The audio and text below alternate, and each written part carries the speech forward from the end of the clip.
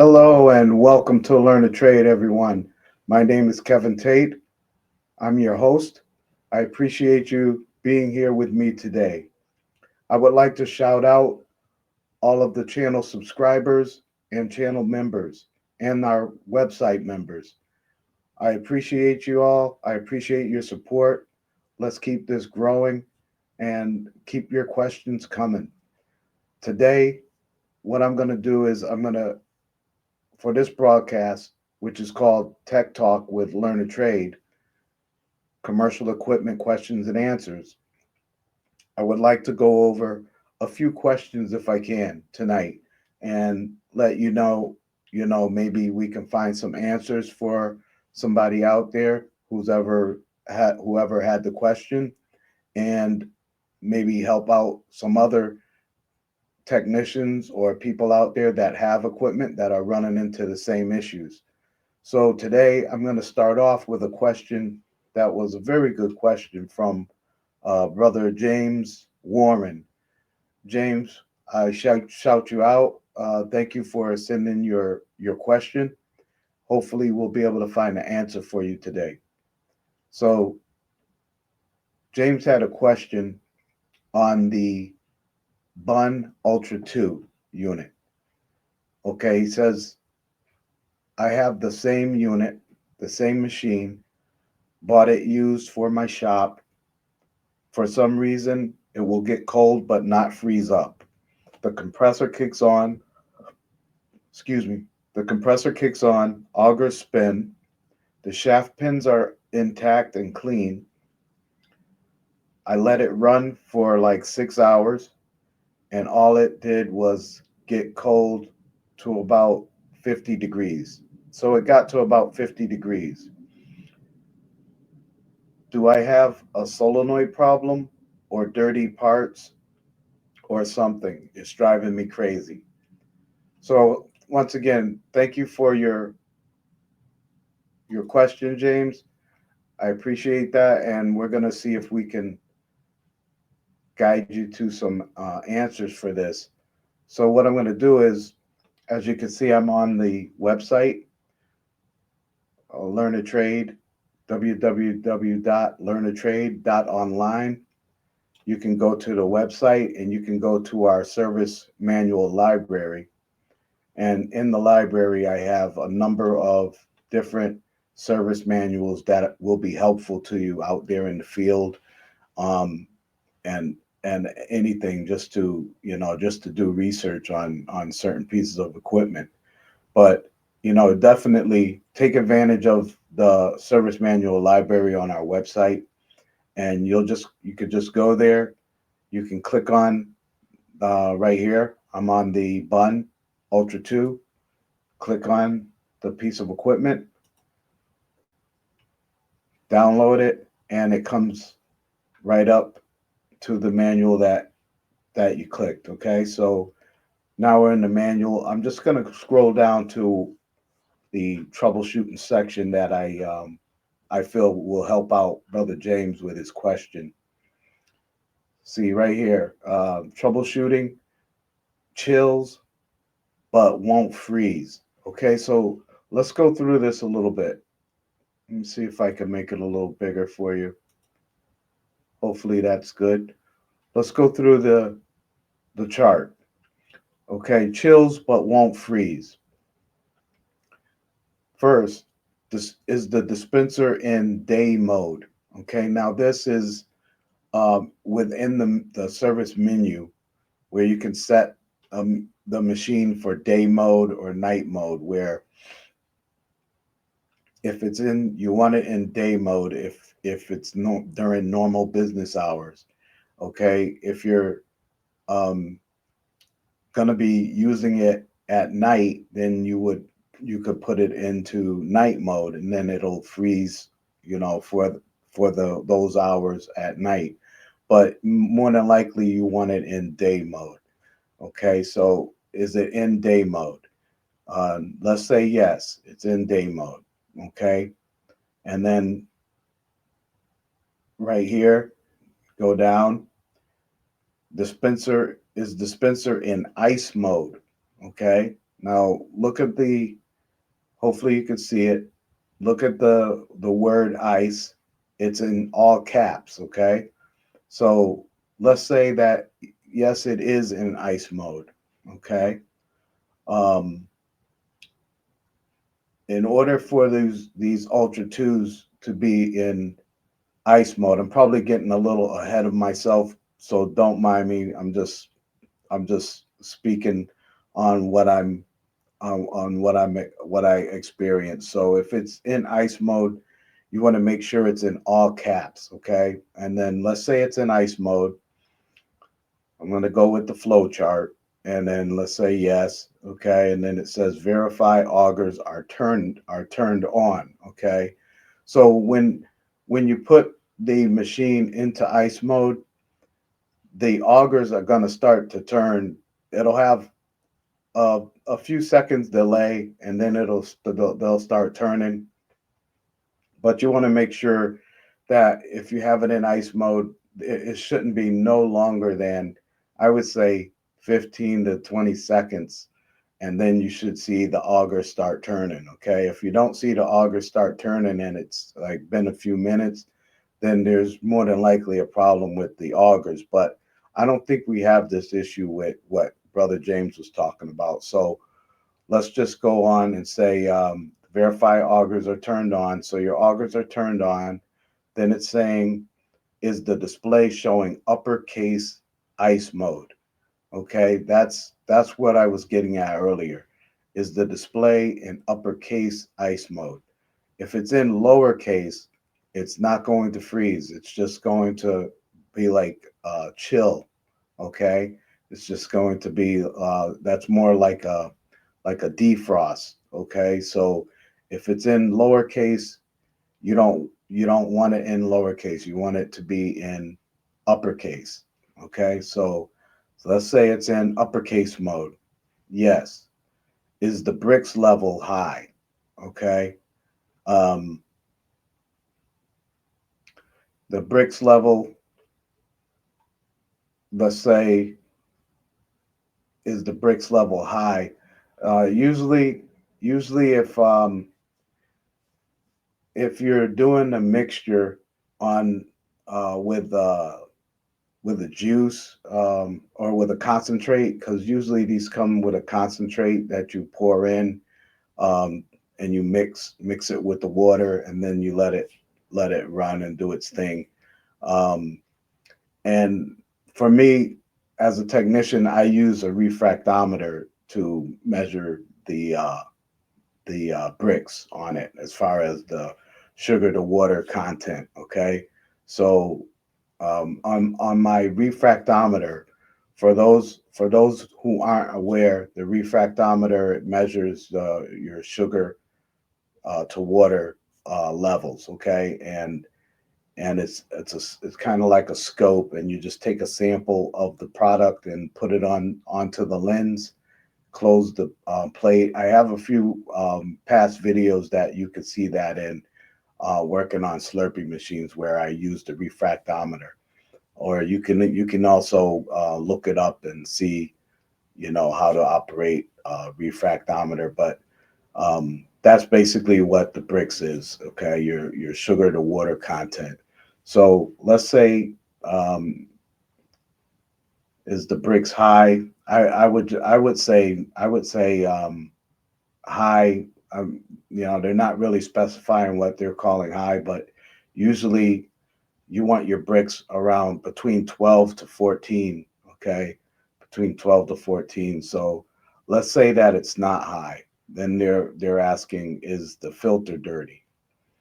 Um, let's say no, because James seems like he has checked everything thoroughly, and I'm pretty sure he more than likely has cleaned the filter out or checked the filter to make sure that the filter is clean. So that's one thing that you would want to check, is make sure your filter is clean.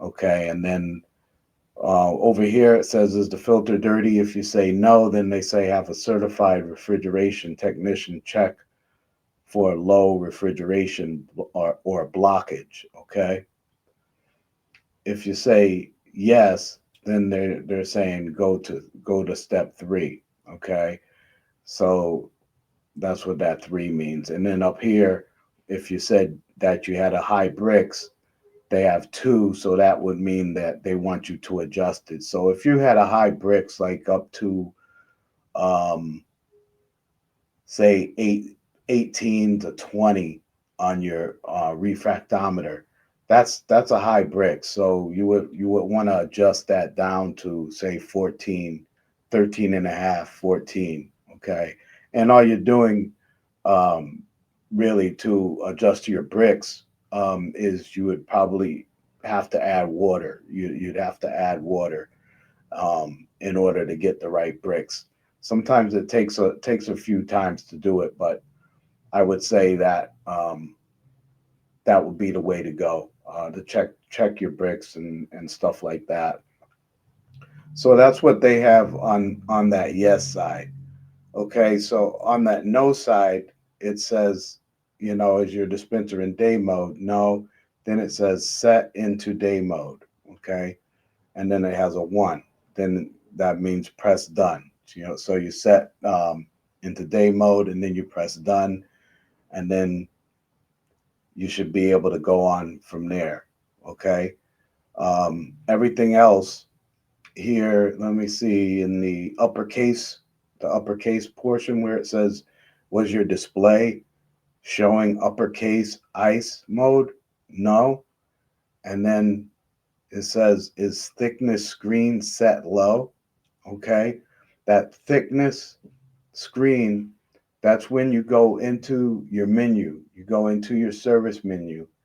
And when you first get into that's that middle button, that middle dot button on the touchpad. Press and hold that middle button, and then it's going to take you into the beginning level of the service menu. When you get into that section of the service menu, it's going to say cleaning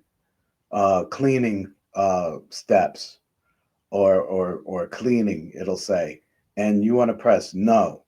And then when it goes to the next screen, it's going to say adjust thickness, and then that on that screen you want to say yes.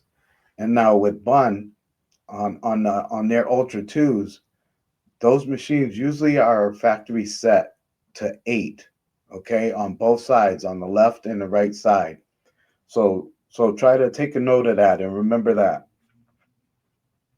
those are usually set to 8. So if you go over into that thickness setting, and this is for James out there, if you with your question, if you go into your thickness setting and it says, say it says 3 or something like that, you want to adjust that. You want to adjust that up. Try to adjust your thickness on both sides. Adjust it. Adjust them both to 8. Okay. So when you do that, that's that way you're aware that all of your settings are good. Okay. And then right here is thickness screen low. If you said no, it says inspect auger drive shaft for weak torsion springs or damaged pins. Check for dirty or worn seals and bushings. Okay, so now we're getting into an area where I feel this may help Brother James with his question, because even Brother James mentioned that if he may have, if he may have dirty parts that he needs to replace. So let's keep that in mind. And right right here is a good step that you could take, brother. Um, you could go in, if all of this checks out. I want you to, I want you all to uh, go to the website and download the manuals that you need, because they're there for you. They're there to help you. So download this manual, Brother James, and hopefully this will help you out, because you can go through this flow chart once again just to check everything. But I really think that you may end up finding that either your shaft assembly has a weak torsion spring, and there's really no way you can like verify that just by looking at it. It's more so on what the machine is doing. So when you're saying that it's cooling but it's not freezing, that's telling me that it could possibly be an issue with those torsion springs in your shaft assembly. Um, and in this case, I wouldn't just change one. I would change both shaft assemblies if it's seeming like you have that issue. I would change both shaft assemblies. Um, I would order a PM kit for the Bunn Ultra-2. You can order the PM kit, and that PM kit comes with two of everything. Okay, so that comes with the two shaft seals. It comes with the two hopper seals. Um, uh, it comes with the bushing. It comes with the shaft assembly bushing. Um, it comes with an adjuster for your hopper, the tube, your evaporator, the cylinders. It comes with an adjuster for that. It's a full PM kit where you could change those seals up, and then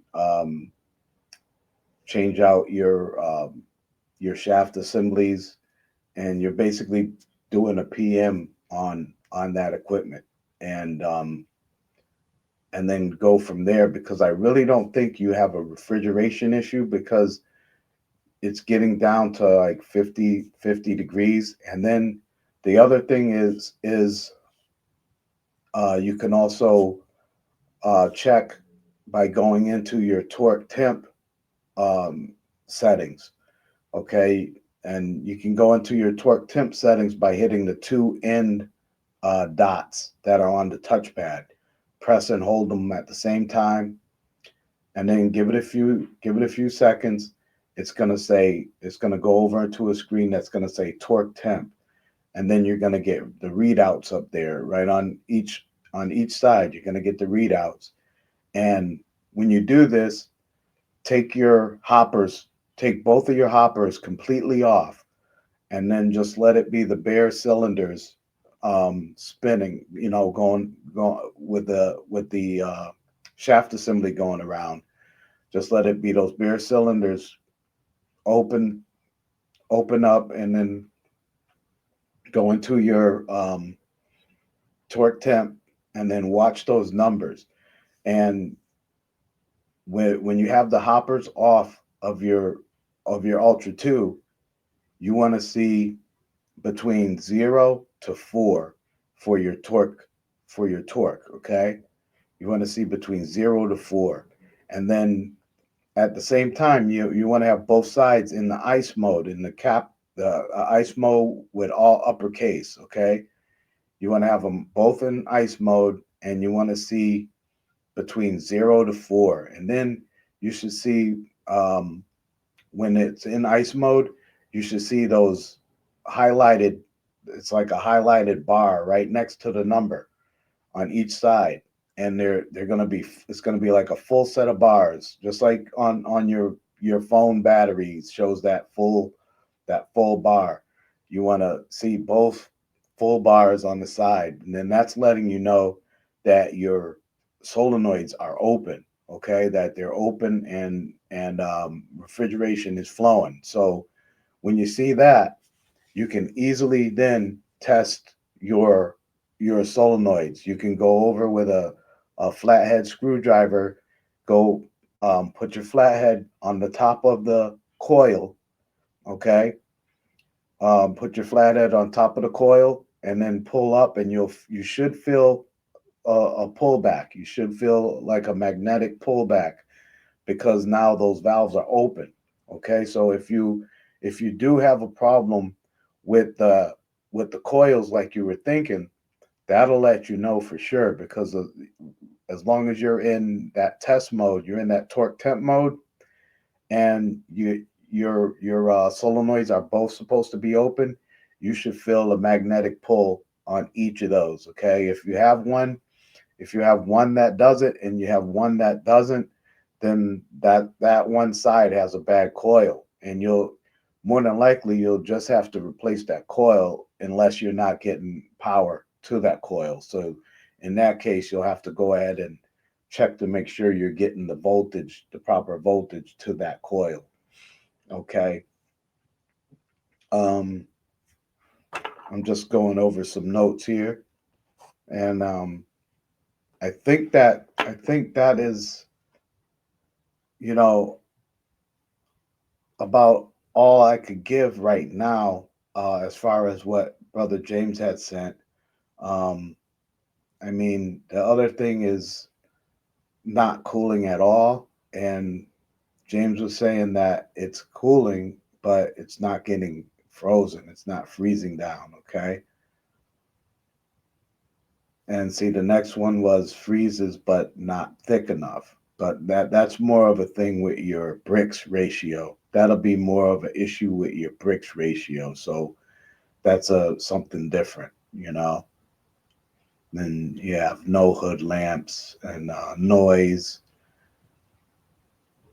auger won't turn, things like that. But this is, a very good, very helpful manual. And hopefully, Brother James, you're out there and you're seeing this, and you can go ahead and, download this manual so you'll be able to, refer to it.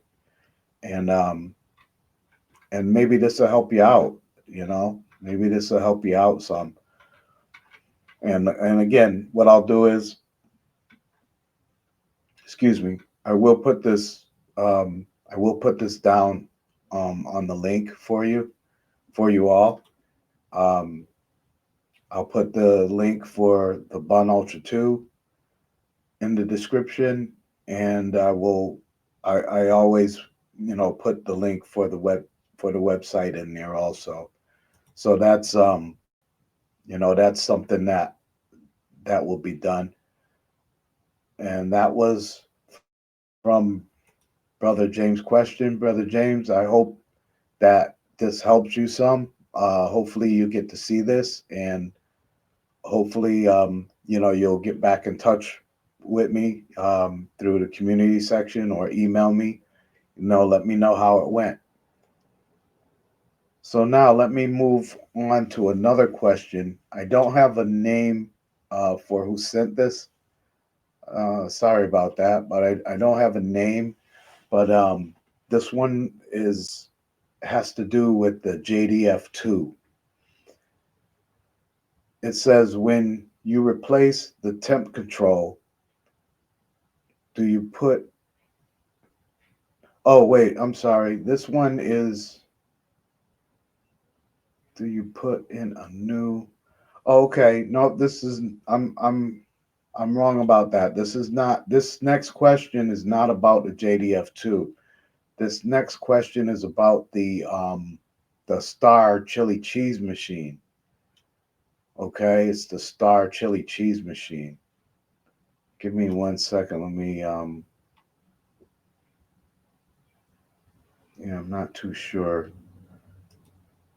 if I have that, and I do. Okay, good.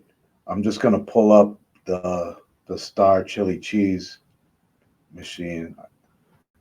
Sorry about that. I missed that one.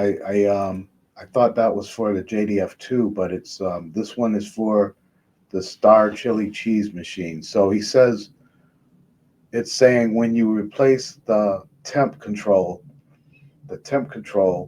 on a, chili cheese machine do you put in a new 165 high limit to? Like, is it necessary? Does it make a difference putting a new one? Okay, okay. So he's asking if you replace the controller on the JDF2, if you also, is it necessary to also replace the high limit that's mounted in the back of the JDF2? So let's go through that. Let me see if I can find an image for you. And for those that aren't aware of um,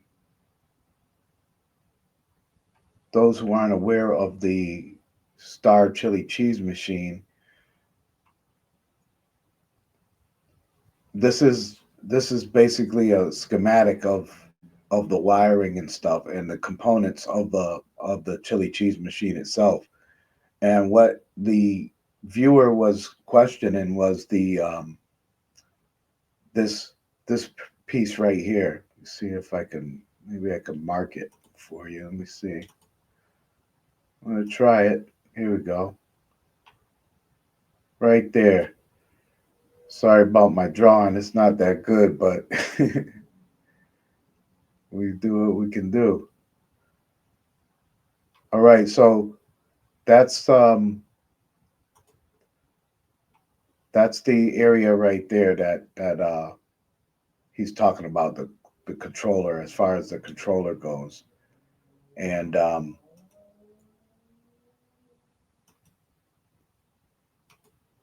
what he's saying is when you change this controller, okay, let me seek out the, that's the door right there.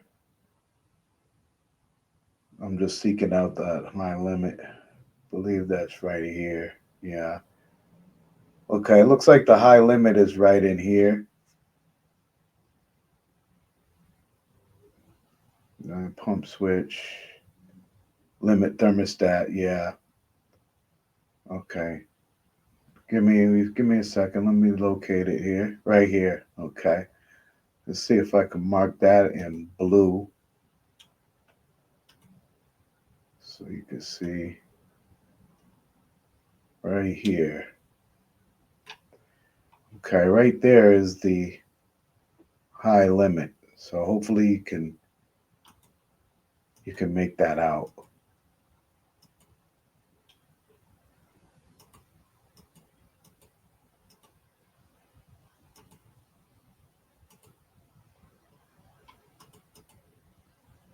Let me get back to my, give me one moment. Get back to my screen here.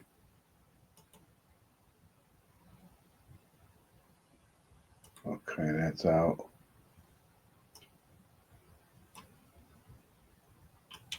Trying to make it a little thicker so you could kind of see the component there. So that's the high limit that he's talking about. And this is your controller right up in here. So he's saying when you replace this controller, does it is it necessary to replace this high limit? And in short, it's really not. It's not necessary. If you have if you replace the controller, you have the new controller in there.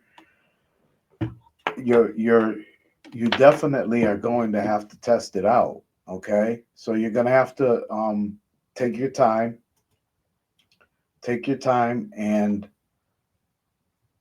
put in the controller, make sure it's wired right, and then as far as that high limit goes, in my opinion, I mean, anyone could have their own opinion about it, but in my opinion, and with my experience, through my experience in the business, I have, it was never mandatory for me to replace the high limit unless I found an issue after I replaced the controller. So I hope you understand that.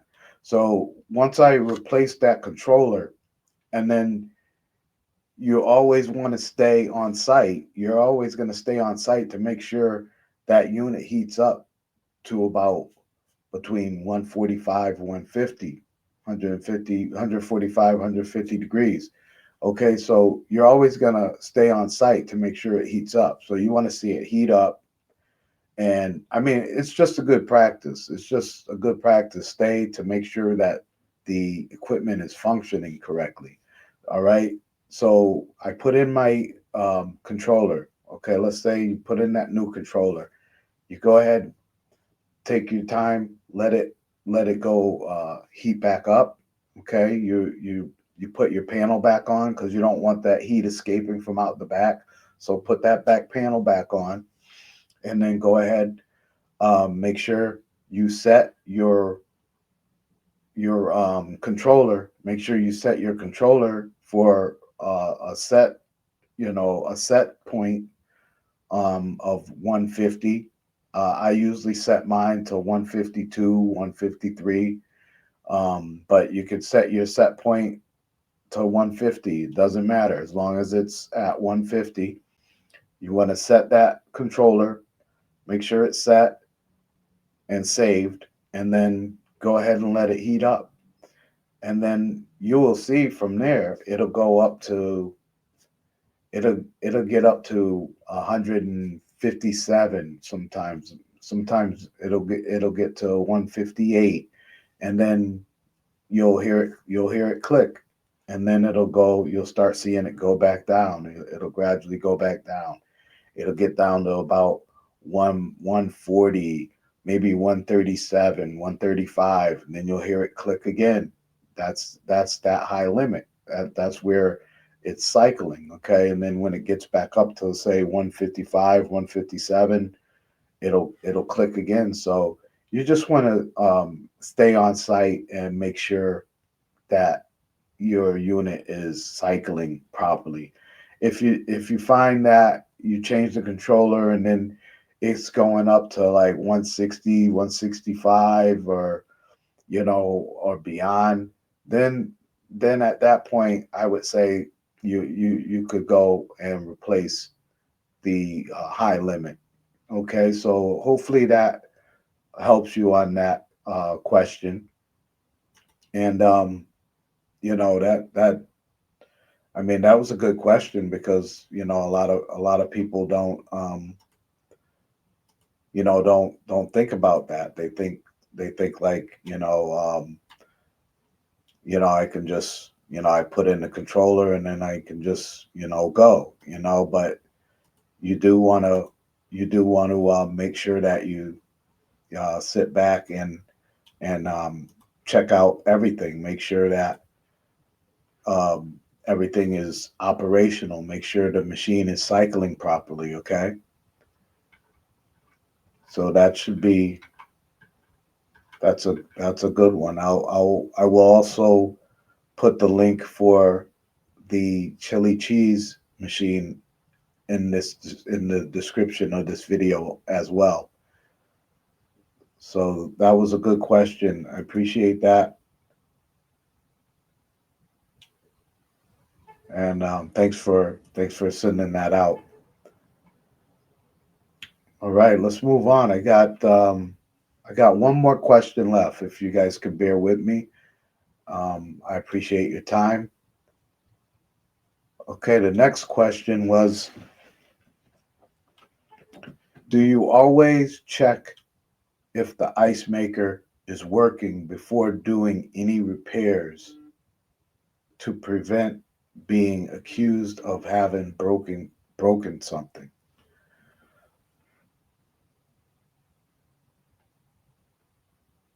Let me read that one more time. Do you always check if the ice maker is working before doing any repairs to prevent being accused of having broken something? Okay. Okay. I think I got that question.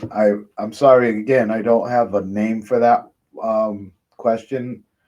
I I, I didn't write it down. But still, I have the general idea of what they're talking about in this in this question. And with that in general, I would say yes. I would say more so. I'm not worried about um, being accused of breaking something. I wouldn't be too worried about being accused of breaking something, but more so for yourself as the technician that's working on this equipment.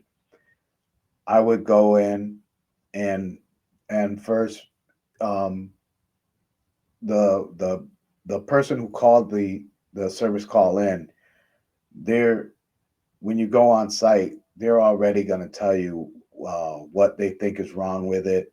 They're going to tell you what other people have done to it, and it's always good to keep an ear. Give them your ear, and listen to them, hear them out. But in general, I don't care who was working on it. I just want to go in, and I don't want to know. I really don't want to know much about what other people did to it. I more so want to go in and see what it's doing right now. So yeah, I do want to go in, and I do want to turn on the unit. I want to see what it does. If it's tripping breakers, I want to see that. I want to see, okay, it's tripping breakers. Okay, so now what else am I gonna see? Okay, now I want to go in. Um, I want to say it's an ice maker. Okay, I believe he mentioned ice maker. I believe they mentioned, yeah, it was an ice maker. So if it's an ice maker, I want to go in. I want to take when I take that front cover off, I want to take a picture. Okay, I'm taking pictures. Take the side panel off, take a picture. Take the other side panel off, take a picture. Get uh get on your, you're on your ladder. You want to go to the side of it, right behind it, that unit. If it's a self-contained unit, then you want to take a picture of that condenser coil. Okay, is that condenser coil full of dirt? Is that condenser coil matted with with dust and stuff that hasn't been cleaned for years? You know what I'm saying? So you want to take pictures. So that, I mean, this is your best thing to being accused of anything. You don't even have to worry about that. Just cover yourself by going in, listening to the customer, hear what they have to say, take pictures of before you started, take pictures during your work, take pictures after. Take those same pictures afterwards, and then that way you're covered.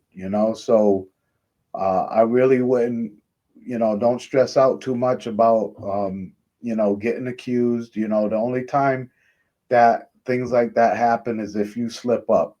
If you slip up and you don't confirm things by taking pictures or by um, making them aware, making them aware that, hey, your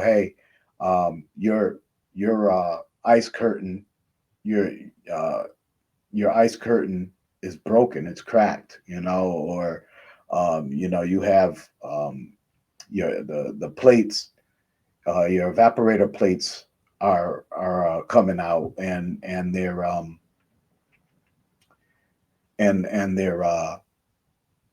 loose. The rest of them are loose. So this is stuff that you are able to make the customer aware of, ahead of time, or you have um, a broken side panel. Your top cover is cracked. Stuff like that, little stuff like that. You want to note it down. You want to take pictures, and then mark your pictures before and after. That way you're covered. I know what you mean about getting accused of something that you know you you were just there to service and help them out, and now they're accusing you of breaking something or damaging their equipment and stuff like that. But this is why You always want to, um, make the customer aware when you find something, and just, mention to them, I just want to let you know this is what I found, before I get started working on your equipment. Okay. And then this way you're covered. And then plus you got pictures. Okay. And then you always want to stay, especially with ice makers. And, if you're going to get into, doing these service calls and stuff like that, ice makers, if you're going to be into this business, ice makers are could be, your bread and butter to getting, getting into places, getting into, certain locations and stuff like that, and getting customers. So remember, especially with these ice makers, always, um, go in, take your pictures before and after, um, make the customer aware of any damages that you see beforehand, and then after you're done, take more pictures, let the customer know the machine's up and running, and let them know, it just, it just dropped. Um, it just went through 2 cycles, it just had 2 harvest cycles. So that you're making them aware of that, it is making ice, it is working, and again, they'll be appreciative because now they're they're not having to go out and buy tons of ice every day, so for their business or whatever. Now their ice maker is working. And I usually always make it a point, if I'm doing a cleaning or something like that on a piece of equipment like an ice maker, um, I'm usually emptying out the bin so that I could clean and sanitize the bin. So when you're doing that, you want to make sure that, when you're leaving, that you're letting the customer know, hey, I had to empty the ice bin so I could clean and sanitize the ice bin.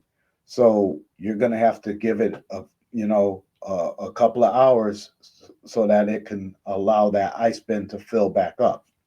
Okay, just letting them know, because there's a lot of times that if you just walk out and you don't mention it, then all of a sudden a few hours down the line, they're calling saying, hey, this is uh, not enough ice in here. It's running out of ice already, and you just didn't tell them that you had to empty the bin, so they're thinking that it should be a full bin already. So just cover yourself on that. And again, I appreciate those questions. Those were really good questions, and I thank you all for um, hanging with me for this time. And I hope this was some helpful information for you. And I look forward to seeing more of your questions and comments and stuff like that. And like I said, I'm going to leave these links down in the description. So, you know, definitely take advantage of the links, take advantage of the of our memberships. Check out our membership, our join section down below. Check out the perks that are available to you. There's a lot of advantage to becoming a member. So think about becoming a member. Um, think about going to the website and picking up more of the service manuals and stuff like that. Take advantage of it, and get the most out of it that you can. So that's all I have, everyone. I appreciate your time. Thank you so much. And we're gonna I'm gonna let you go now, and we'll see you on the next one.